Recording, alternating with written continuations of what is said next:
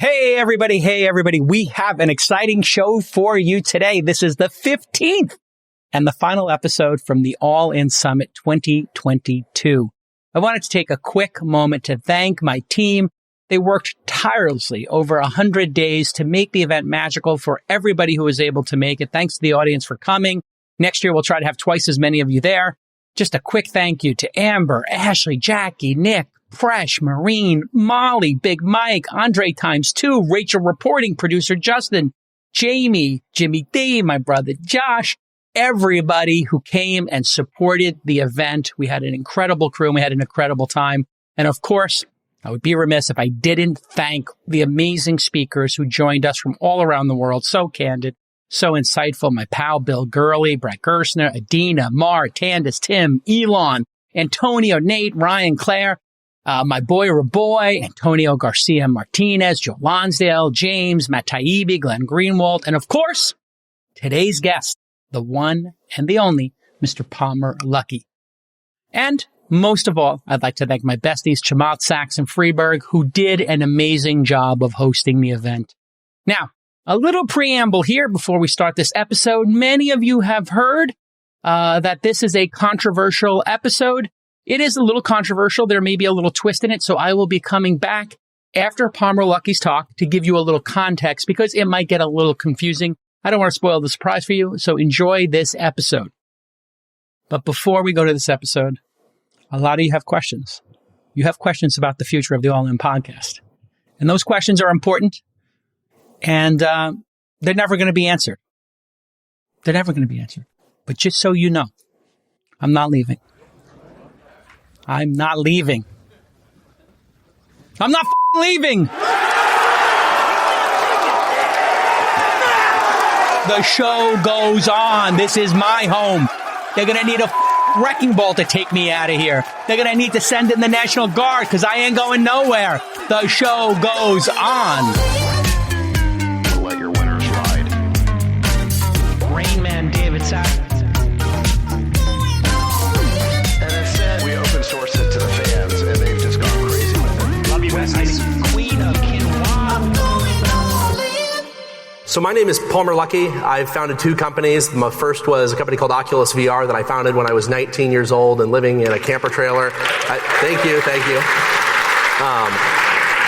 Sold that for a few $1 billion to Facebook and then got fired a few years later and then started Anduril because I wanted to work in the national security space for a variety of reasons. And I'll get into some of those reasons today. So the technology industry for many years has prided itself on being the first to understand where things are heading so that they can build the things that are going to be relevant for the future. On national security, though, and on the rise of our strategic adversaries, it was one of the last industries to realize where things were going due to a variety of ideological reasons, but also business reasons. Now, Silicon Valley didn't just predict the importance of defense in the 2020s. It largely took the exact wrong position, the opposite position. First of all, you have the obvious examples like big technology companies explicitly refusing to do work with the Department of Defense. Google is one big example, but the worst examples are really in the startups that don't exist because people didn't want to even get into such a controversial space, lest it ruin their careers. When I started Anduril, I had already sold a company for billions of dollars, and investors still didn't want to invest.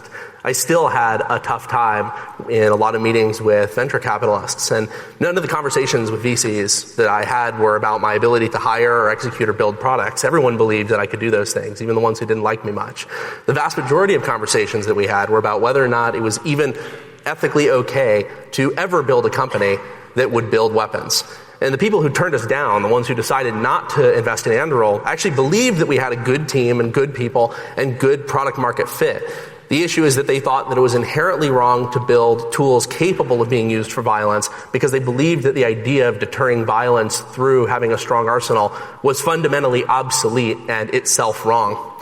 Imagine how hard it would have been to raise money if I hadn't founded Oculus. It would have been impossible.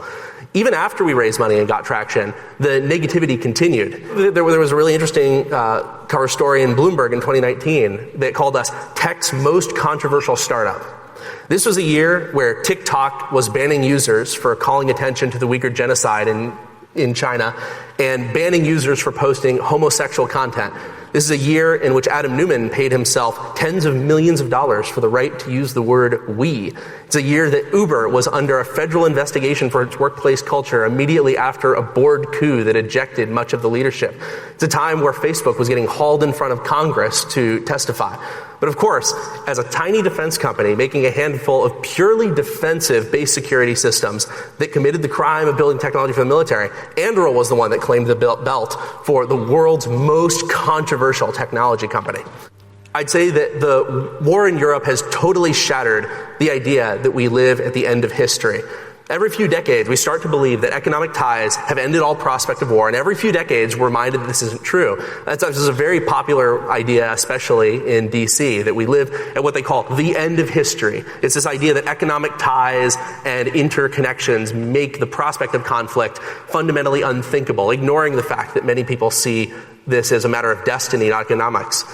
In 1909, English economist and politician Norman Angell published an entire book called The Great Illusion, and it was entirely about how war in Europe was impossible and that spending money on building militaries that could deter conflict was a waste of time that could be better spent building utopia. He specifically argued that any European country annexing another would be as absurd as London annexing Hertford, and the book was actually the #1 bestseller in 1909. Now, we've had some version of this argument for a few decades now, ever since the Cold War started, and luckily a lot of people are waking up. But unfortunately, it's not because they've come to a reasoned decision based on the fundamental principles at play. It's because right now, supporting the military, supporting defense, and supporting Ukraine in particular has become the current thing. And in current thing is the thing that you have to support, regardless of what you think of the underpinnings. Unfortunately, for issues like defense and national security, the stakes are too high and the relevant timeline's far too long for people to start caring about things at the moment that they need to start caring about them. So today I want to talk a little bit about why I started Anduril and why you should all think exactly the same way that I do. So why I founded Anduril. I thought that I would work on virtual reality for my entire life. I had no plans on leaving Oculus at all. And I love virtual reality. I loved virtual reality. I started Oculus as a teenager, and I would have been there for another 50 years. I said as much less than 30 days before I was fired. And there's a lot of reasons for that, some of which I'll get into later. But the decision was made for me. I gave $9,000 against the wrong political candidate, and it was pretty unpopular in Silicon Valley. Before I worked on Oculus, I actually worked in an Army affiliate research center on a program called BraveMind, which was an Army project to treat veterans with post-traumatic stress disorder using virtual reality exposure therapy, basically putting them into virtual reality environments that would set off their symptoms, and then under the guidance of a licensed therapist who's also in the simulation, they could be taught coping skills that would reduce their dependency on medication and medical aid. It was a really fantastic program. I wasn't doing anything important on it. I was just a lab technician, a cable monkey. But I got a lot of exposure to both the virtual reality technology side, but also how broken defense procurement was, how slow it was, how old a lot of the technology was, how the incentives were totally misaligned. And ever since then, I'd always wanted to make a contribution to national security if I could. Just took a few years for the right set of circumstances to come up. The defense industry in America is fundamentally broken. Before even getting into the specific problems of our defense industry, the United States has the strongest commercial artificial intelligence industry in the world, followed closely by China. But at the same time, the United States military and the prime contractors that dominate the military-industrial complex have none of the right tools, talent, or incentives to apply autonomy to the systems they do. There's no reason to save costs because they don't get paid for making things that work. They get paid for doing work. And in a world where you get more prestige and more money by having more people working on bigger things, there's no reason to use autonomy to reduce costs and increase capability. The U.S. military is well behind the Chinese People's Liberation Army in the implementation of artificial intelligence. There's better AI in John Deere tractors than there is in any U.S. military vehicle. There's better computer vision in the Snapchat app on your phone than any system that the U.S. Department of Defense has deployed. And other countries are taking notice of this. Countries like Russia and China do not want to compete with us toe-to-toe with the tools that we have. People will make fun of China and say, oh, they don't have a blue water navy. They only have one aircraft carrier coming up on two. They could never fight us. The reality is that that's not where they're going to fight us. They're going to arm proxies, or if they engage directly, they're going to use technologies that give them an asymmetrical advantage in the areas where we are the least competent. These are the areas where they are putting a lot of their resources.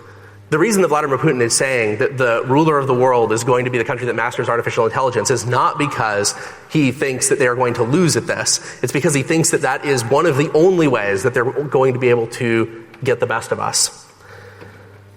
Now, the people who are building technology for our military, the large defense primes, I won't name any names because I don't want to rustle too many feathers in that area. You never know who's in the room. But the people who are building the technology for the United States military, the people who spend all their time, do not have access to the best talent. They do not have access to the people that the technology industry has largely had a monopoly on in areas like autonomy, artificial intelligence, sensor fusion, high-end networking.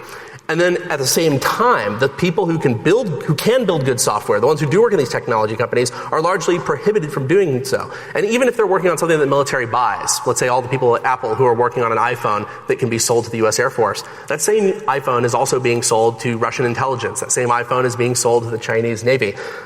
Working on technologies that help the United States don't give us a strategic or competitive advantage if everyone else is getting the exact same thing. The other problem to consider is that asymmetric technologies like artificial intelligence are almost certainly going to empower nations that we aren't thinking about today. Some of them are a little more obvious, like Iran. It was a close U.S. ally until the late 1970s, and today, obviously, is in a very different position. There's about a dozen countries in Africa, South America, and Asia that, were they to acquire extremely advanced artificial intelligence, either through coincidence or by proxy arming, would almost certainly start to wage war on their neighbors in a very destabilizing way.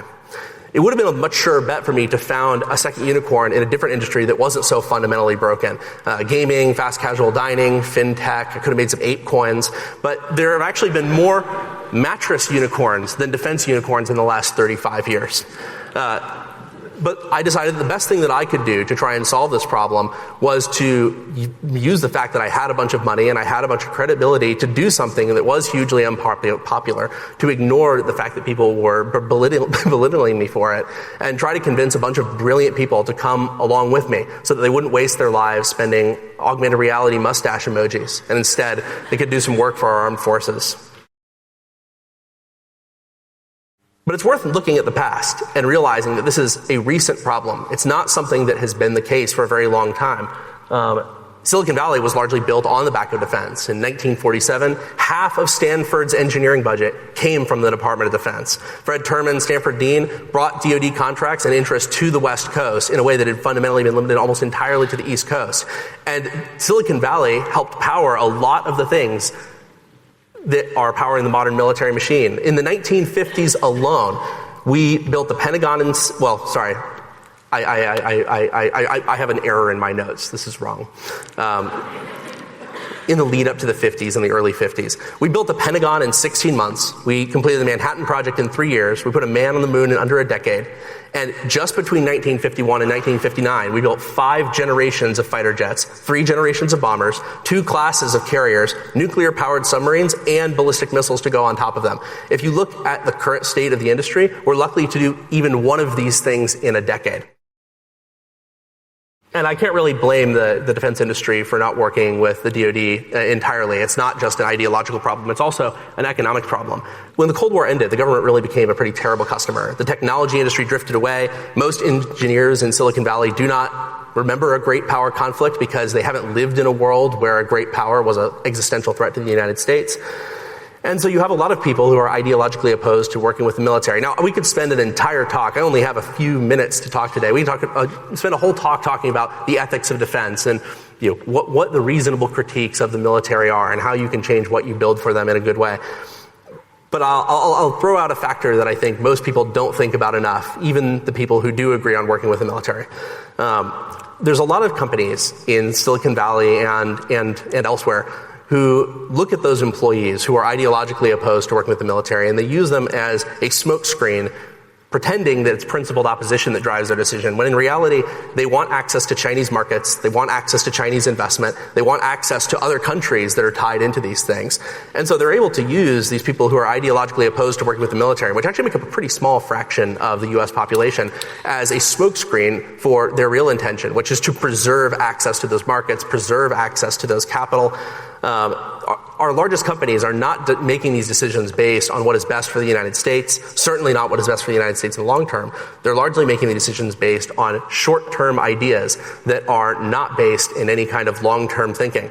If you look at the recent CHIPS bill that Congress passed, saying that the United States government is going to put $52 billion into building semiconductors in the United States. You have to compare that with the recent news that, well, it leaked. It wasn't news on purpose. But Apple has pledged to put $275 billion as one company into Chinese manufacturing. You have one company putting in more than 5 times as much money into manufacturing advanced technology as what is supposed to be a landmark piece of U.S. legislation. The situation that we're in is pretty weird. This is going to sound hyperbolic, but bear with me. The situation we are in right now would be like if, in the build-up to World War II, General Electric had said, you know what, we really like the United States, but we're actually very bullish on Imperial Japan. We think it's going to be a huge growth opportunity for us, and our metrics just aren't going to look the same if we wipe those off of our roadmap. Imagine if in the build-up to the Cold War, if you had Westinghouse and other major U.S. technology companies say, we love manufacturing in the United States, but we actually think communist manufacturing is a really interesting experiment that we need to see through. And, we're not sure that we really want to take a side on this. The situation that we are in today is as dire or worse. The only reason that it seems ridiculous and the only reason it seems hyperbolic is because conflict has not actually broken out yet. If a conflict does break out, we're going to look at the current situation where we are hugely strategically and economically dependent at the highest levels of our technology industry and government on an adversary that is literally committing genocide, enslaving millions of people. We're going to look back on ourselves and feel really stupid. Now, the good news is that because of Russia's invasion of Ukraine, defense is now the current thing. In the United States, there is this idea that any problem can be fixed at the last second with just a really incredible twist if we just come up with the right thing. But there's a lot of problems out there that cannot be solved that way. National security, economic policy, environmental policy, these are things that require non-political, bipartisan agreement on the problem decades before it becomes a really big problem. Those are not things that are acceptable current things. Shape rotation, this is an acceptable current thing to debate. Whether or not Will Smith was wrong to take the slap, or if he's just a representative of warrior culture, that's a fair debate to have. The idea of the United States having a military that is strong enough to deter conflict should not be in that category. So why is it too late to care about defense now at this exact moment in time? Why is it too late for everybody to suddenly change their minds? Well, a few things. One, you go to war with the tools that you have, not the tools that you wish you had, or the tools that you start working on when things become a problem. If you look at the weapons that we're giving to Ukraine, they were built in the 80s, 90s, and 2000s, $40 billion plus worth of them. And for all their differences, defense is one of the few things that Republicans and Democrats alike have realized transcends the partisan divide. On one level, it's obviously very bad that we don't have more modern weapons to give to Ukraine, but on the other, it shows a level of foresight and planning that we've been stockpiling and building these legacy weapon systems for decades explicitly for a situation like today, which has been war gamed out to the nth degree. Imagine if the Department of Defense had done nothing to prepare for war for 40 years, and then as soon as war broke out, they started tweeting a lot and changed their profile pictures to a Ukraine flag, and then started saying, we stand with Ukraine. The people who are actually tasked with solving these problems are, they generally have good planning, but there's only so much they can do without good technology.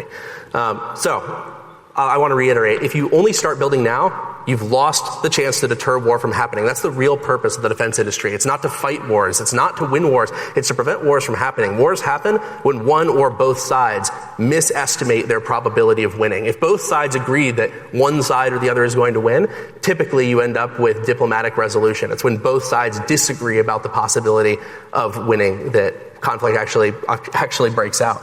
And so if you actually want to prevent conflict from happening in the first place, you have to get involved well ahead of time. If you get involved after conflict breaks out, like so many companies have, you're ensuring that you're only going to be a part of the killing. You're only going to be a part of the bloodshed. You're only going to be a part of the war. You're not going to be a part of preventing the war from happening in the first place. So I would argue that people in the technology industry need to work on defense, not because it's the current thing, but because it's the right thing. I have one more thing that I want to say.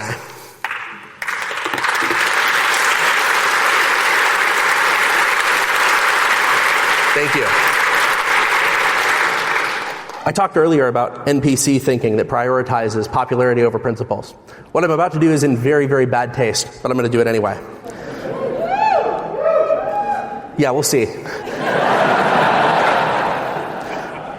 One of the people who I think embodies this type of NPC thinking, of going with what's popular and not being willing to ever reverse their position even when they're proven wrong, is Jason Calacanis. Let me read about some of the things he said about me over the years. Just a small sampling. Palmer Luckey, hideous. What an idiot. A moron. This guy Parker Luckey, a complete and utter moron. Jesus, this kid is an idiot.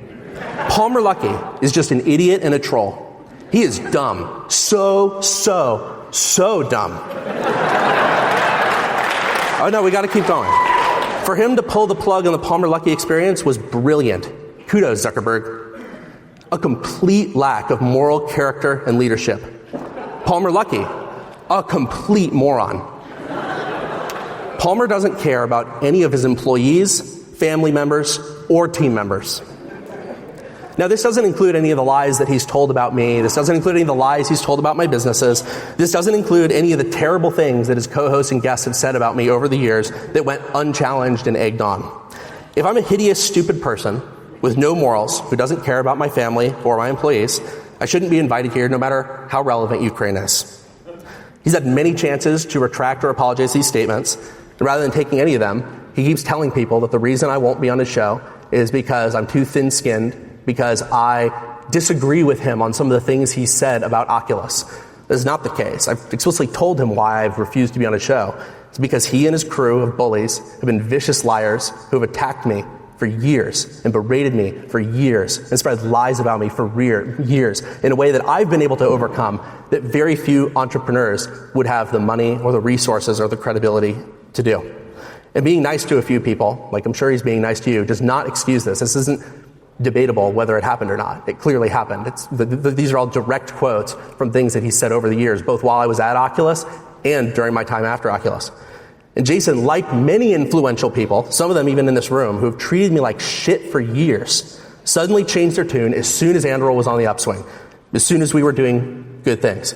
They started inviting me on their podcasts, liking all my social media posts, putting me on their innovator lists, all without any acknowledgement whatsoever that they were the ones that were attacking me when it was popular, kicking me while I was on the ground, and treating me like garbage.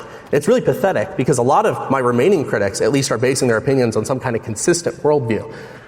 A lot of other people are attacking me and the work that I do because it's popular. When it's popular to attack me, they attack me. When it's unpopular to attack me, when Ukraine is being attacked, they are suddenly friends. And those are the same people that I know are going to go back to shitting on me the second that it becomes popular again. I'm coming to the end of this, and I know that you guys are probably thinking, wow, this guy's pretty thin-skinned for a billionaire. That's fair. That's fair.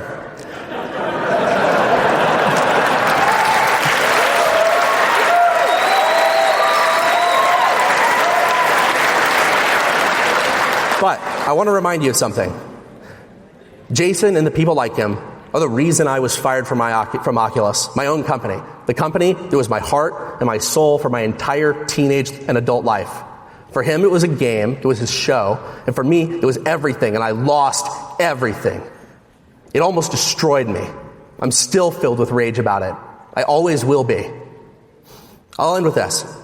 I was able to create Anduril because a small group of people were willing to give me a second chance, to let me build something great in an important but controversial industry that was being constantly berated by people who thought we lived at the end of history. They invested in me while Jason was trying to poison my career and keep me on the ground. Thank God he failed. Thank God for investors who ignore him and people like him. The market conditions suggest there are going to be a lot of founders, hopefully none of the people in this room, losing their startups over the next year or so. And I pray that they get a second chance like I did. I pray they aren't deterred from working on important but unpopular problems. I pray that they will successfully claw their way back to success, that they aren't deterred from working on things that really matter. I pray that they manage to do this despite the inevitably stupid and spiteful hot takes. That Jason, his associates, and the many people like him who make money spewing bullshit are certainly going to be putting out there. Amen. Thank you.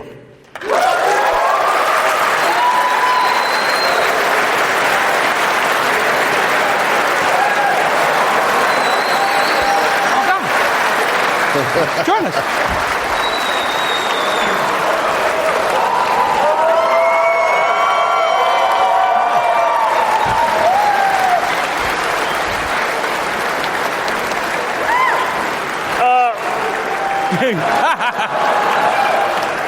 Nice talk. Well, great to meet you in person. Jason, what lessons have we learned here today? Well, I mean, I guess We were talking backstage and Jason's like, oh, I had to do so much to get this guy here because I think he hates me. And this was before this shit happened. And I was like, well, maybe you shouldn't talk shit about people. Well, the good thing is I was able to make it to this stage to say this. Most of the people that you've gone after this way will never have that opportunity because they won't start a second unicorn. I'm only here because I managed to claw my way back. And remember, this is personal because it's not just you. It's you. You're one of the most influential, certainly. But it's you and really a small cadre of people that by attacking me ceaselessly made it impossible for me to continue my tenure at Oculus. I'm really lucky I clawed my way back because that's exceedingly rare for a person to do that. Okay.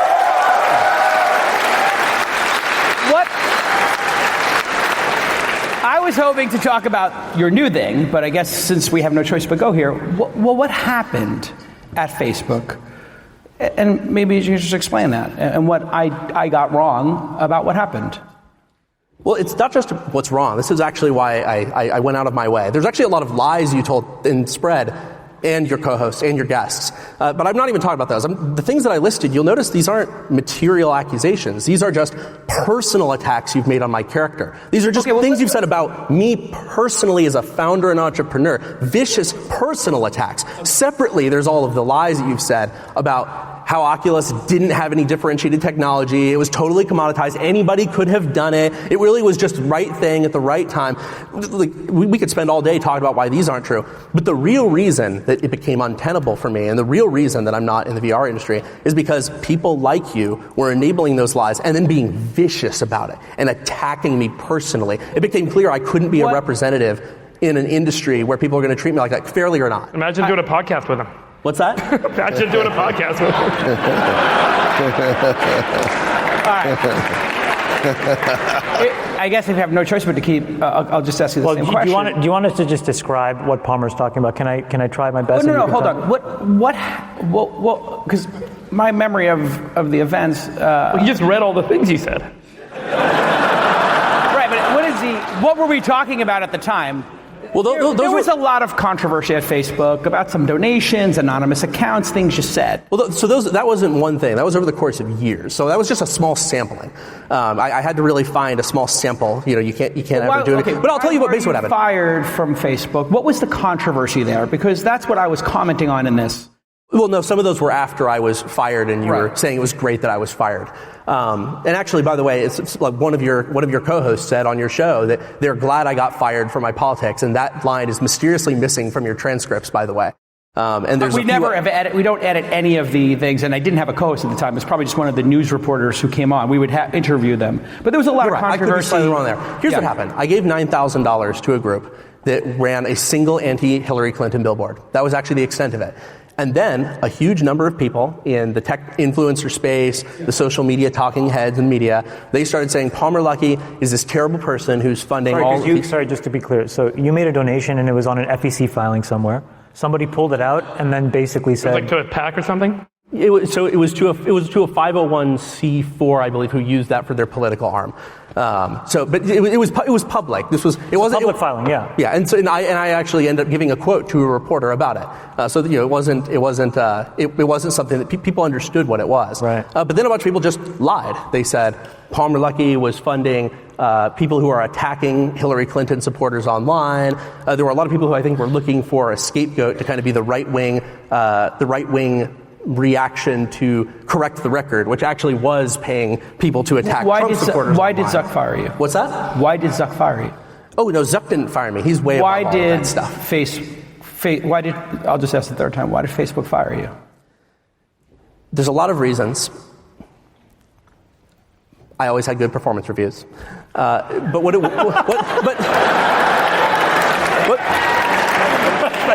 Here's what it really boiled down to was this. This is my favorite talk by far. What it really boils down to is this.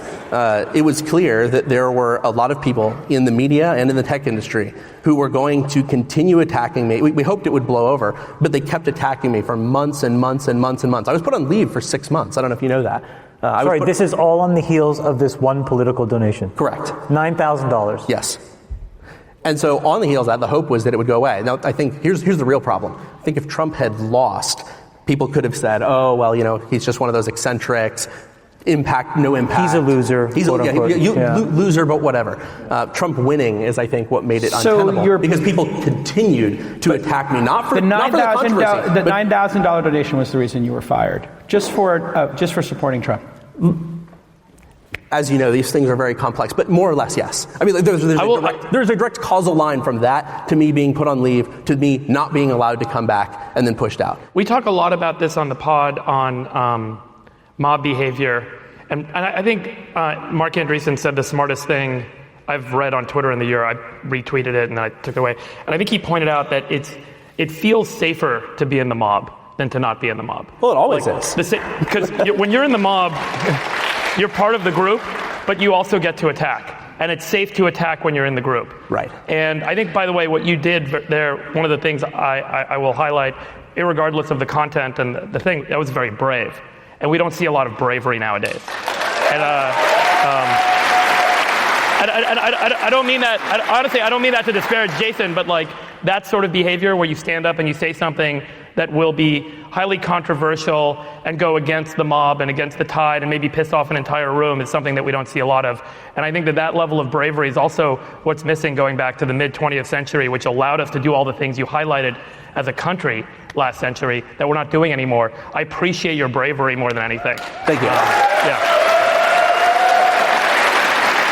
But look, I don't know about the specifics with JCal, but it certainly seems that there's a lot of this. We talk about this like with Brian Armstrong standing up at Coinbase and all the stuff that's gone on that we think, I would argue, has probably made Twitter a highly complacent place, is everyone wants to be, you don't want to stand up and you don't want to make that change and you don't want to be brave and you want to be part of the mob of the crowd attacking the right. Well, people see what happens. I mean, what happened to me has this is I can't back this up. Obviously, this is getting into personal anecdote, which is never a good way to support any idea. But I know a lot of people who remain at Facebook, and they will not say anything, and they will not donate to any politician. Yeah, it's crazy. Who's left of Bernie, because they saw what happened to me, and they've explicitly said, "I saw what happened to you." Because remember, it wasn't just the public; it was the internal reaction where people were saying, oh my God, I will not work for a Trump supporter, this is terrible. I mean, actually, one great example, Andrew Bosworth, he ran ads at Facebook for 14 years. He was put in after my departure as the head of Oculus. And he was the guy who was putting things on social media like, I think the exact wording was, if you support Donald Trump because you don't like Hillary Clinton, you are a shitty human being. And he's the person who's allowed to lead Oculus now. So it's not a problem of being aggressive. It's being on the right side. It's being on the right side of the politics. And so there's a lot of people where they're not going to say anything because they see what happens to me. Now, Sachs is loving this. When I hear somebody to disagree with, I'll let you guys know.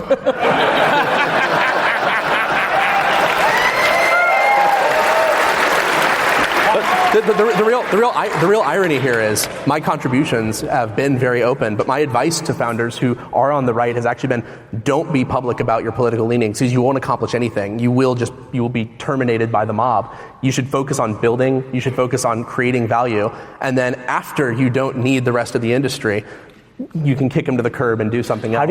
How do you implement that philosophy differently now at Anduril so that you have a more inclusive place where folks on the left and folks on the right come together, work on things that really matter? I mean, I think everybody agrees you're building really important things in the world.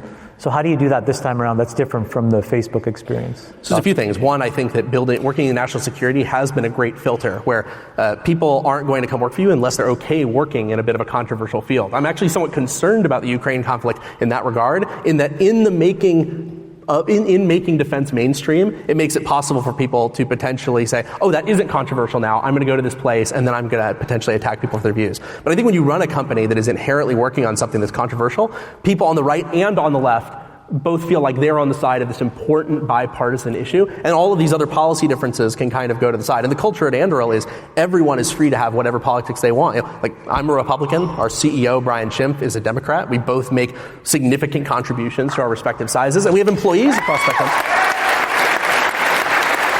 And I think also it's nipping it in the bud. It's about when somebody says something that is out of line, it's about getting in early and saying, hey, that's not okay. At this company, we're here to work on a common mission. For example, if we had a manager who then publicly went and said, the half of my employees who support this political candidate, they're terrible people. They're shitty humans.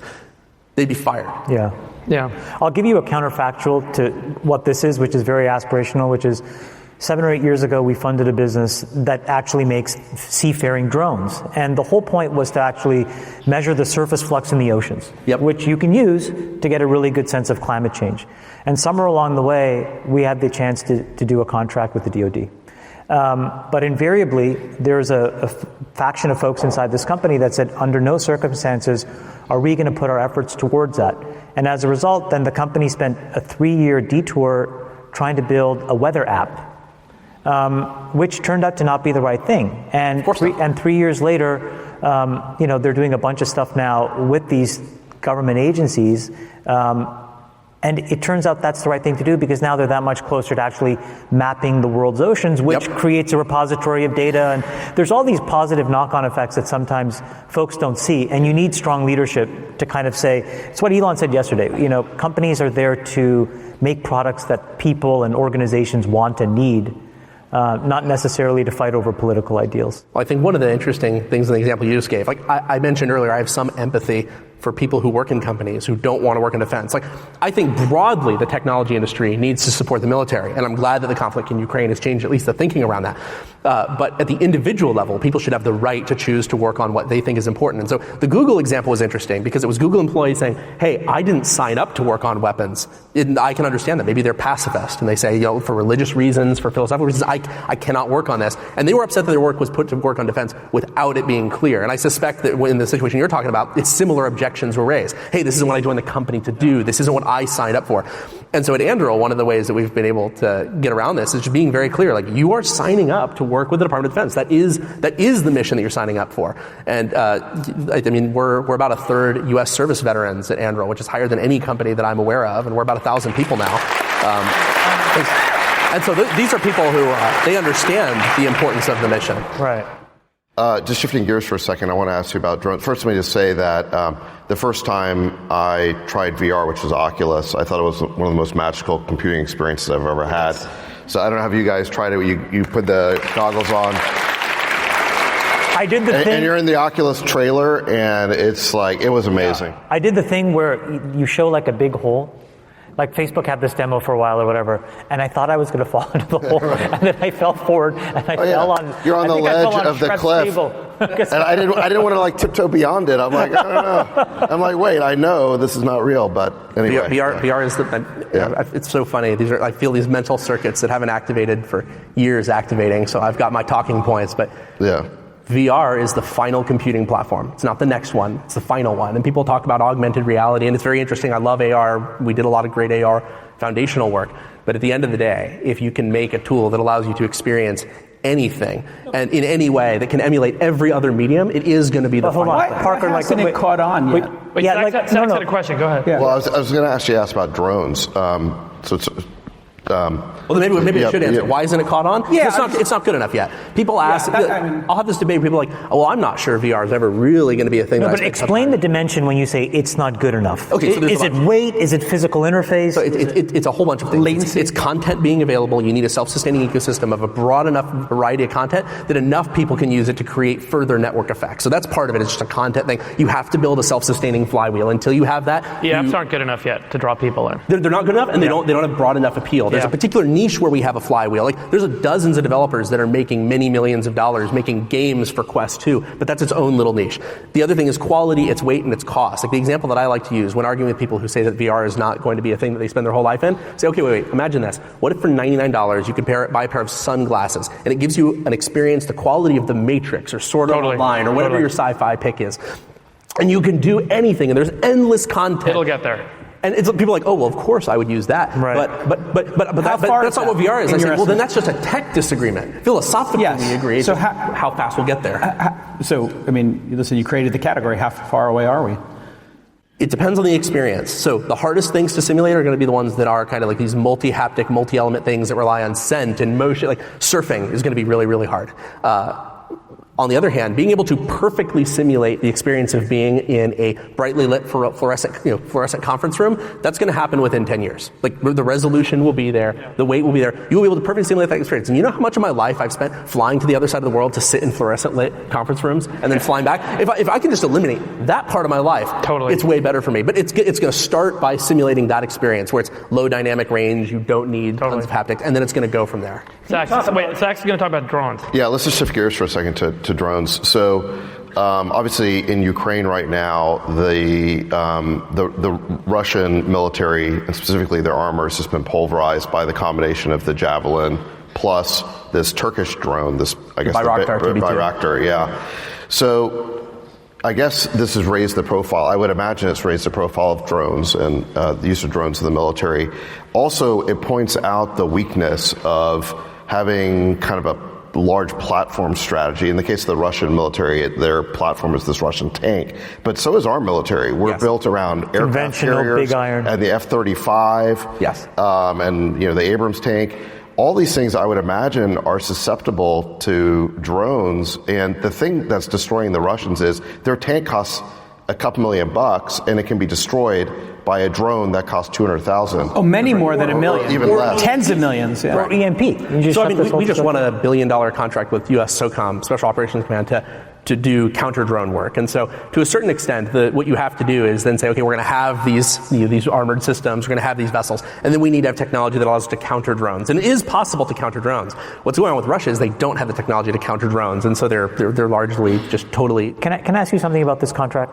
Yeah. Just general terms. You said something very important before, which is the military-industrial complex today is basically paid to do work, not to get to a result. Yes. How do you fight that when you're like when you hear $1 billion contract? Is that cost plus that DoD just is willing to give you? So this is, we could do a whole talk on this, but fundamentally, for people who don't know, a cost-plus contract structure is the way that most work for the Department of Defense is done. That means you get paid for your time, your materials, your people, and then a fixed percentage of profit on top, even if you're way over your budget, until Congress eventually takes the money. And then there's layers of subcontractors, so the costs all add up. Exactly. Yeah. And so the bad thing about this is that not only the prime contractor owns the contract, but everyone under them is incentivized to come up with the most expensive way of solving a problem that they can convince the government to fund. So they wanted to build the most expensive system with the most expensive parts with as many hours as possible. And the bids are so complex that you're only going to have 1 or 2 real bids. Yep. And they're basically going to be the same price. And those top bids, the worst part is they're not just trying to come up with the most expensive solution. They're even encouraging the subcontractors under them. They get a percent of, because they get a percent of that. And so if I'm getting, let's say, 6% profit margin,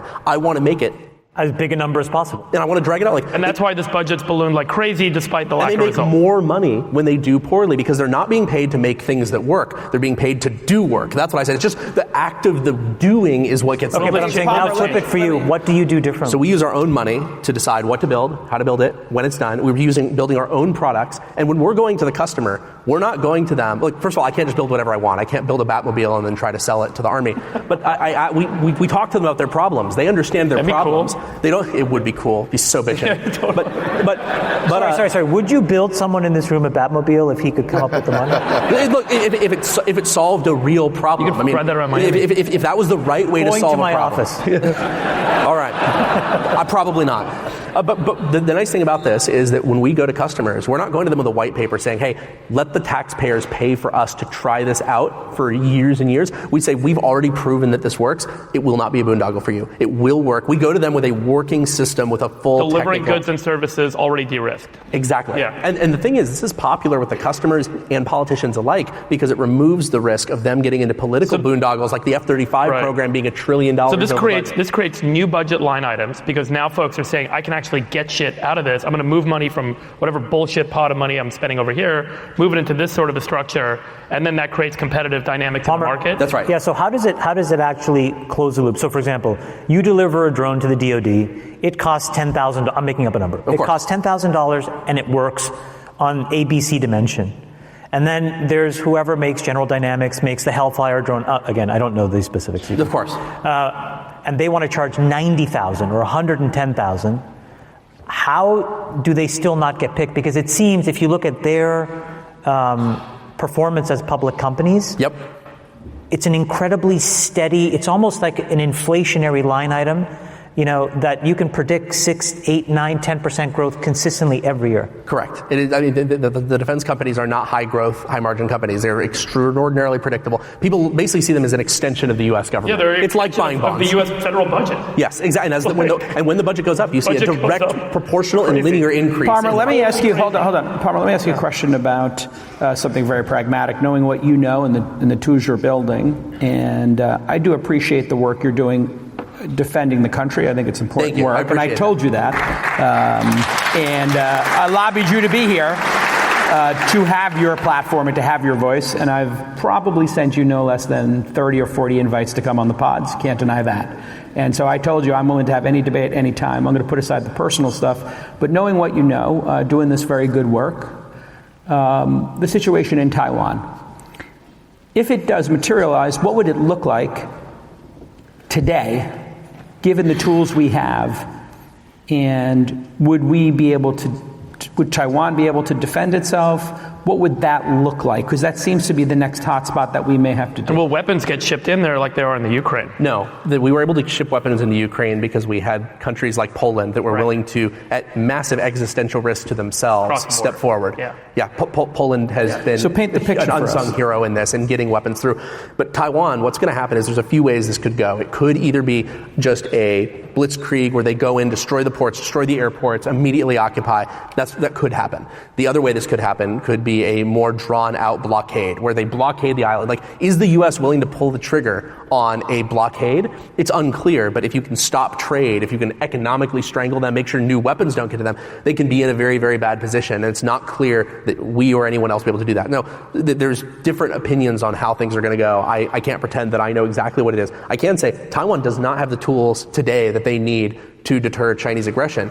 They might have had the tools they needed to deter it a decade ago, but China's military has been ascendant. They've been investing so heavily in new technology, distributed swarms, high-end electronic warfare systems, and all of the amphibious landing craft that they're going to need to perform an invasion. They've built the capability that they need. It's just how vulnerable are our aircraft carriers? Sorry, say again? How vulnerable are our aircraft carriers? They are extremely vulnerable to the point where we feel like we can't use them. The problem is aircraft carriers were not designed to be a peer-to-peer great powers tool for us to go toe-to-toe with the Soviets or the Chinese. Like, the reality is, if each side launches 200 missiles, one of them is going to get through and it's going to end up hitting things. And this is especially true with satellite targeting systems. They were designed in the modern day to project power to places where you have air superiority uncontested. So it's great to have a mobile base that can go somewhere and project power, but you cannot stop the Chinese that way. And also, if we send a carrier out there, and they managed to sink it, that's 5,000 lives lost in one hit. Hey, Palmer, we got to wrap, but I'll say this. Wait, I got to say one more thing on Taiwan. Well, hold on a second. Oh, not about me. Great, go. No. Not this time.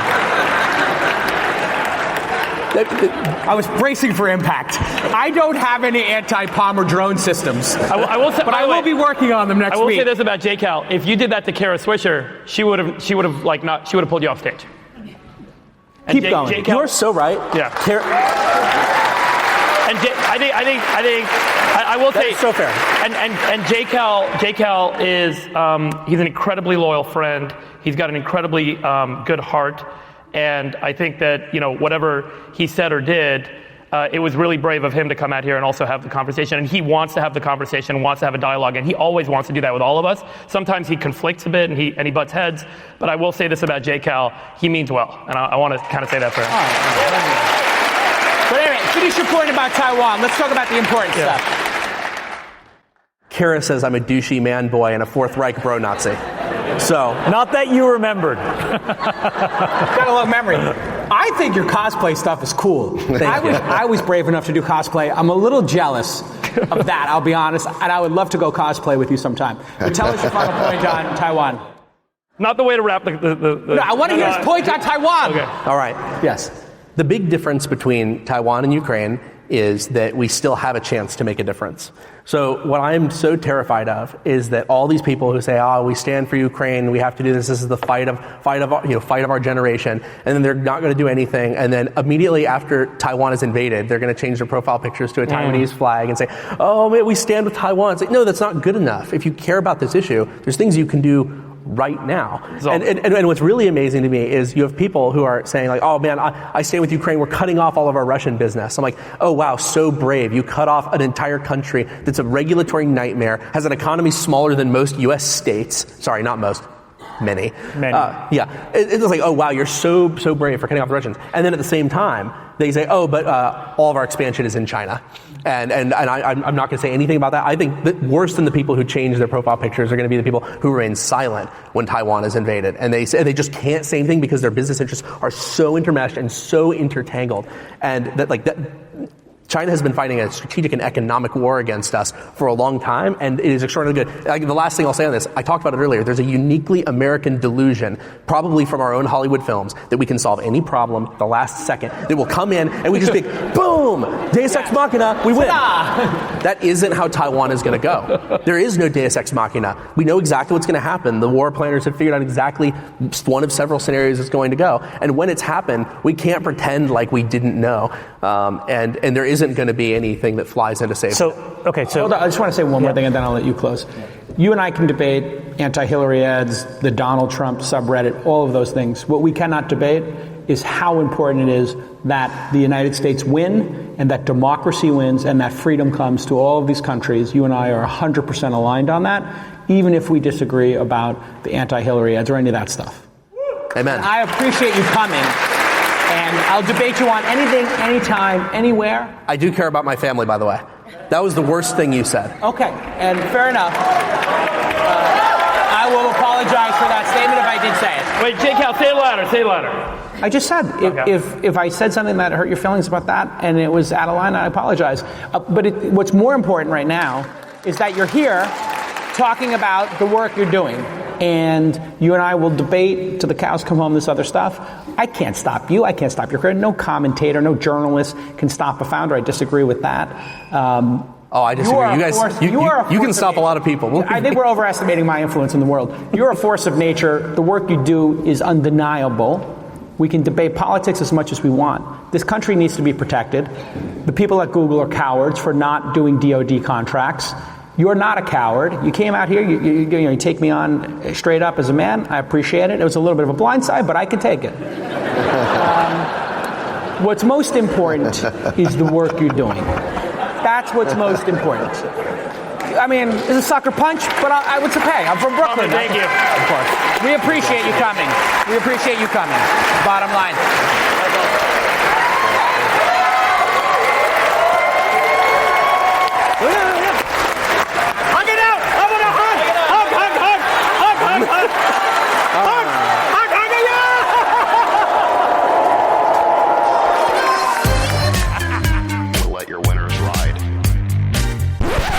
Hey, everybody. That was pretty crazy. What an amazing moment. I think we all learned a lot. But I actually wanted to show you the clip of the comments that Palmer referenced, just to provide some context for those of you who are unaware. The clip was from a show in March of 2017, episode 721 of my other podcast, This Week in Startups. And listen, I'm super aware that this could come across as defensive, but I think some people might not know what Palmer was talking about. So I'll let you decide for yourself.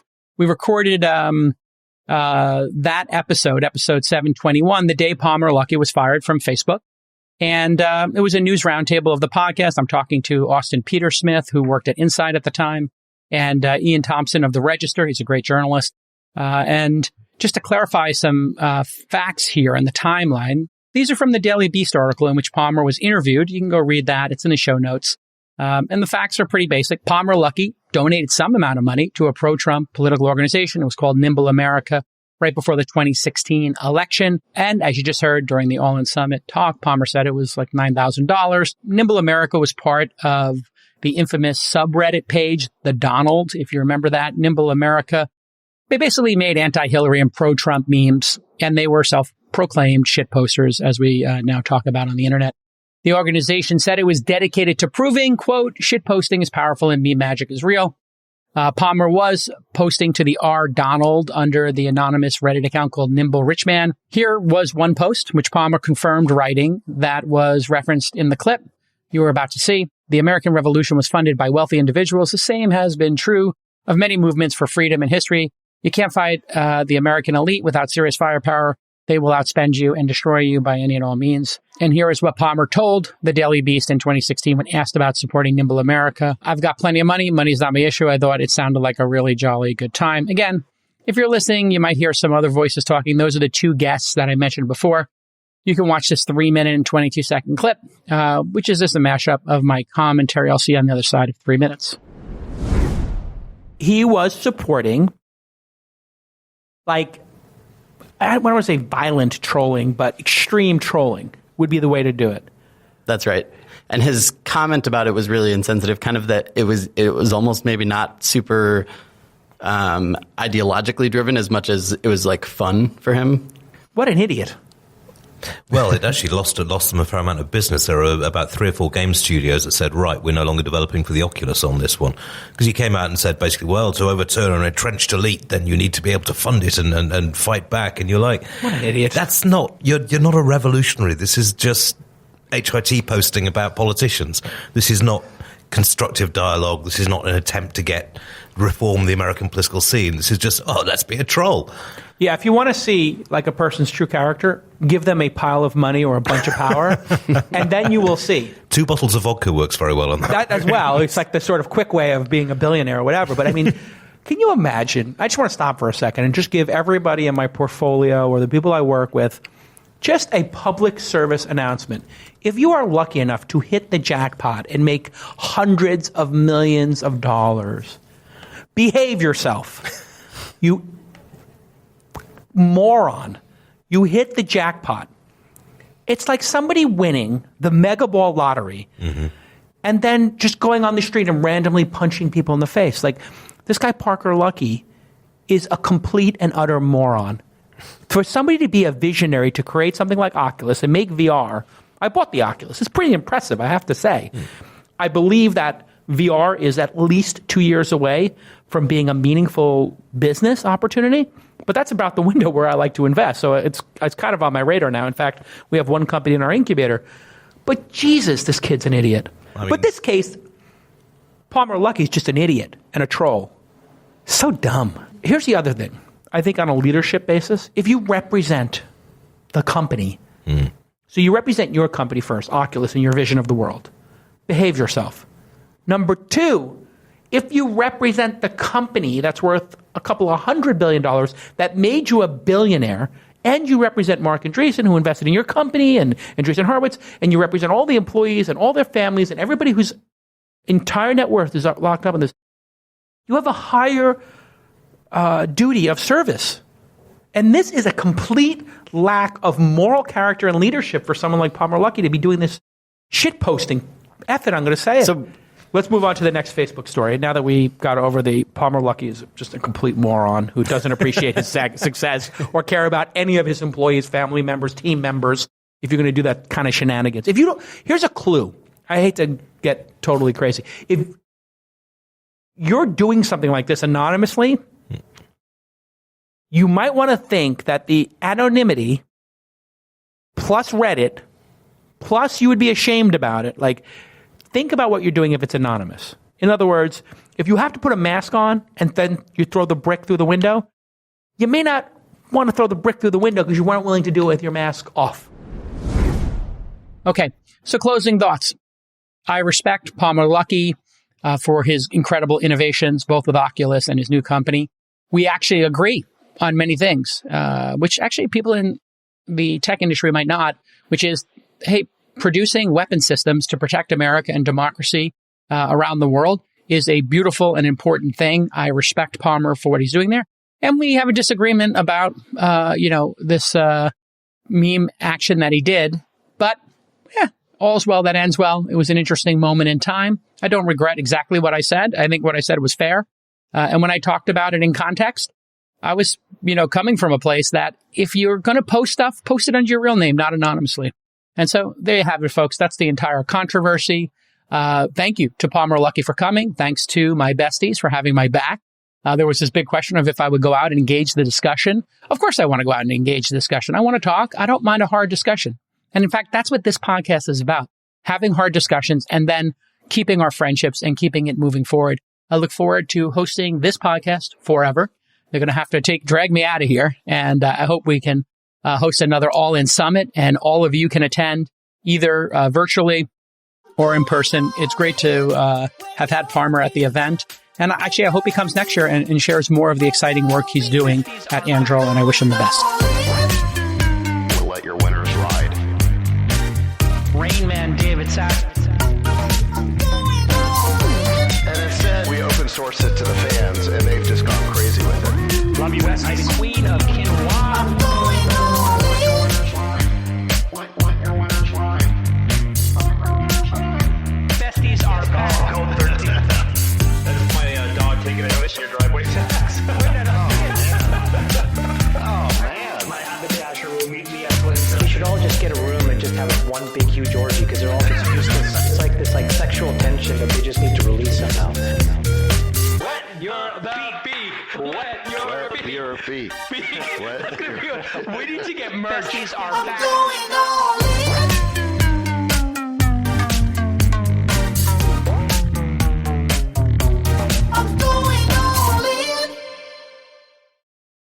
Okay, wait, J-Cal. Yes, J-Cal, sir. stay out here. Hey, Nick, can you cue the photo? What photo? Oh, no. Backstage. This is what happened at the last break. I think we got there.